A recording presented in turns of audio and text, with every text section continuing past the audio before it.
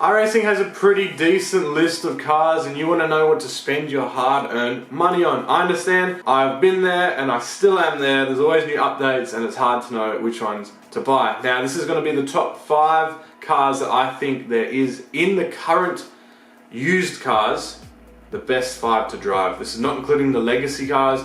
They're unused, they're not in real series anymore, or the current ones, but they are worth checking out. You do get them for free on test tracks, and I haven't done all of that yet. But maybe we'll look into legacy cars later on in a future video. Like I said, in this video, I'm going to talk about the best 5 cars to drive. If you clicked on this video thinking it was more in regards to the top 5 fastest cars, the ones that you want to purchase to beat the rest because they're subpar, or the car that you buy is more dominant, iRacing is pretty good with this balance. You'll see in a lot of other games, shooting games and all sorts. Starting off on my fine handy dandy notebook we have here, actually it's just a piece of paper. I've got 5 cars written down. The first one, in no particular order, is the Audi R8. So I own, in the GTE category, a little bit faster cars, a little bit more downforce, the Porsche RSR. Now the GT3 category includes things like the 488 Ferrari, you've got the Audi R8, you've also got the Merc AMG. You get the idea, the IMSA Series C-Class category event. Super fun to do, one of those multi-class ones, and it's actually a really renowned event in the States.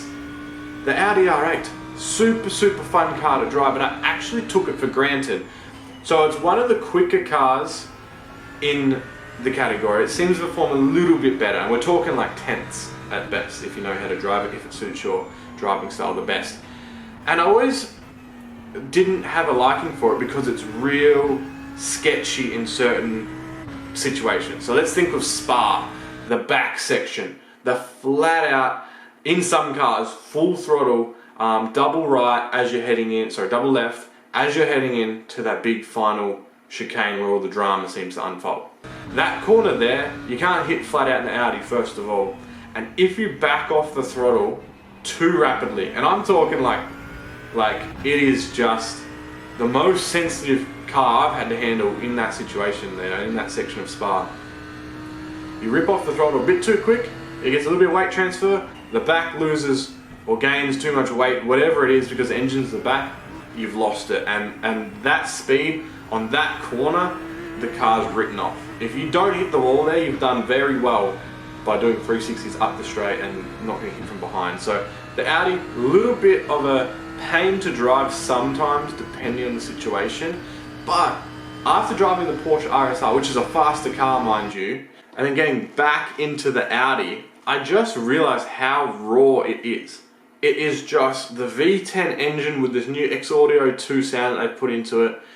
It roars super well. It was a real refreshing feeling getting back out of the Porsche RSR, like I said, a faster car into the Audi R8, and I drove on Belle Isle was the comparison I'm making in my head.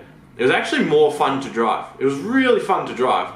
Just got to change your style a little bit. So it's the first car I'm going to recommend out of the IMSA category, and I also reckon the Audi R8, not just because of the rawness and how it feels to drive, but because everyone seems to own the Merc AMG, and it used to be really good under braking. Sometimes can be better in some things. I remember Bathurst a few seasons ago. I had trouble because the whole field was AMGs and they seemed to do really well. And me and one other guy had the Audi.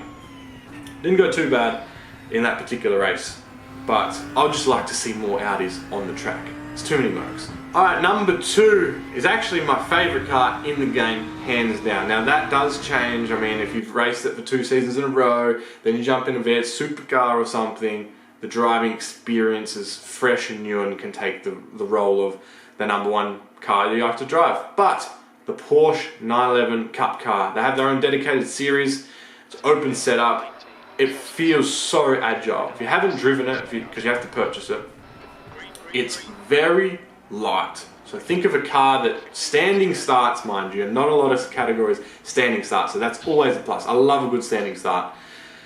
It's really light, super powerful in its weight to like power ratio that it feels. I don't know the statistics, but it feels that way. If you gun it with any kind of angle on your steering wheel out of a corner, which is a no-no in racing in general, but this car will punish you hugely for it. It'll step out the rear end, it starts getting all slidey, under braking, if you're too aggressive, you'll lock tires, but it really benefits you to be able to trail brake that car well. So because it's so light and because it can carry so much speed, if you come in to a corner such as Nordschleife, like the Nürburgring Combined, which they do race on, mind you, and that's why also a big part of the reason why it's my number one favorite car in series to drive is because the list of tracks out of the ones that they visit are just the best overall list of 12 tracks per season you'll get in an iRacing series. I really think that. They got you got Zandvoort in there, which I don't even own that track, but it's an interesting one. Nürburgring, like not everyone goes there, the actual big Nordschleife one. What else you got? You got Bathurst on there, like the iconic, just big races. They seem to go to every one of them. They have all the tracks on there. Well, not all of them, but they rotate through some really good ones. I don't like a lot of the Formula tracks and things like that. But anyway, Porsche 911 Cup car, super light. Come into a Nordschleife or something, trail braking. The car is just loose as coming in, feeling the bumps, but you trail brake, line up, exit properly on the verge of wheel slip coming out because your tyres are worn and it's got so much power. Super good racing, and it really, if you drive that thing well, it just pays dividends. Like you'll just be a very hard target to try and keep up with, and people will overdrive trying to keep up with you if you know how to drive them well. And it's a great series to climb iRating in, I believe, as well. Coming in as the third pick, and like I said, they aren't in order of the best to worst or anything. They're just 5 really good cars that I think everyone should experience. And this place is a little bit unexpected because normally when people think of iRacing, talking about top cars and stuff, you're thinking about the road variants. The 360 Sprint car is one of the best experiences you can get in iRacing. So a lot of people like to stick with one series, right? They purchase iRacing with, I'm going to do like Formula cars. I love my Formula 3 and whatever. I'm just going to focus on that. Or the States guys, not so much in the Australians because we don't have NASCAR here, but United States drivers, this huge field of NASCAR entries. And they normally focus on that kind of particular, I was going to say sport, but section, right? You got your oval road, you got your oval dirt road, and dirt road. They're the 4. It's very worth your time. You're paying for the whole service as it is to try out the other leagues if you haven't already. And dirt sprint cars, the 360s in particular, the 410s, they don't sound good, first of all. They don't handle as well, I think. They just got a heap more power. I just don't think the racing's as good. The 360 sprint cars is where it's at. And the C-Class, so a bit easier to get into. The 360s, super fun. They're just, the dirt racing, they've done really well in iRacing because you got people running the top, but it's more risky because you're running this close to the wall. There's different lines, the track changes as you race. The racing is full on. Now, I particularly do like sprint car racing. I visit it when it's in town locally.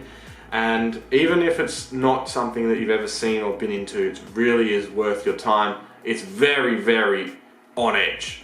Like when the race is about to start and you're all in these big LS V8 engine, the sprint cars 410s are 900 horsepower. I think 360s are around that as well, 360 cubic inch, I'm not sure what they put out. It's ridiculous power. And you can hear them all rumbling and you're waiting for that lead car to gun it. So he gets to choose when he starts and you're going to keep up with him, and then it's just on. Like it's just epic racing most of the time from start to finish. That's how I can summarize dirt racing on iRacing. So definitely worth your time. 360 sprint cars is where it's at, and have a play with that one. Coming in for the 4th option here, we have either, I'm going to give you a choice actually, the Formula F3, right? F3 or the Skip Barber. Now I'll give you the choice here because they are both a Formula car, open wheeler, and it just depends on what style of driving you like. So let's start with Skip Barber. It's D-Class competition, so first of all that might influence your decision if you're not yet into the C-Class and higher categories. The Skip Barber, very edgy car. It's super loose, like it is like always wanting to spin out, but you can drive it on the edge, which makes it really epic racing. They're not fast, so the whole battle pack is normally in a group from start until the end, trying to get any little bit of 1/10 of a second they can up the main straight. in the down, like the draft, or a little of it. So there's that. The Formula 3s, on the other hand, which unfortunately used to have a bit more usefulness as a purchase. So there used to be a category in the D-Class event, and you could do the open setup C-Class event with the same car, but now the Road to Indy Pro 2000 or whatever's taken its spot for D-Class. There's still a C-Class car. Hopefully the volume's there of participants, but that car, super momentum based, just like the Skip Barber, but a lot more downforce, just a bit more speed. They're not super powerful, but they will definitely kind of snap oversteer a lot easier than the Skip. You kind of drive the Skip Barber on the edge from, I mean, I'm not a pro at it, I've only owned it for a week, I'll be honest, but the Formula 3, it's let's say it's older, faster big brother that needs to be driven a bit more delicately. Is that, how do you even do that word, man? And finally, this takes us to the fifth option I'm going to give you today, and that is the V8 supercars. Now, I haven't driven these cars for a while myself, and I might be biased because I'm Australian and they're our #1 national race car. Big following here, big money in it, and they are the most wild, in my opinion. I can't think of a different one. I can't think, like Formula FW31 to win you an A-Class, but who really gets to do that? I don't know how many sign-ups I actually get. The V8 supercars, in a broad sense, are the most wild cars to drive in iRacing. They're absolute boats. They are complete boats. They are heavy, they do not turn. You put the power down and all they want to do is wheel spin. So they've got too much power for their own good, they're too heavy, the downforce is lackluster. So in reality they should be terrible to drive, and I guess in the grand scheme of things they are, but it's that amount of absurdness to them that they're well worth a try. Now there is a legacy version, so if you are on the edge about purchasing one of these, definitely look through all the legacy cars and test drive one at your own time to kind of get an idea of what it's like. The new ones are much more updated than the previous one. You've got your Holden and your Ford V8 supercar. I'm a big Mustang fan, so I of course bought the Mustang, but the ZB Commodore is no longer being built anymore in real life, so that could be worth a purchase for a bit of historic value, but they're definitely worth a try.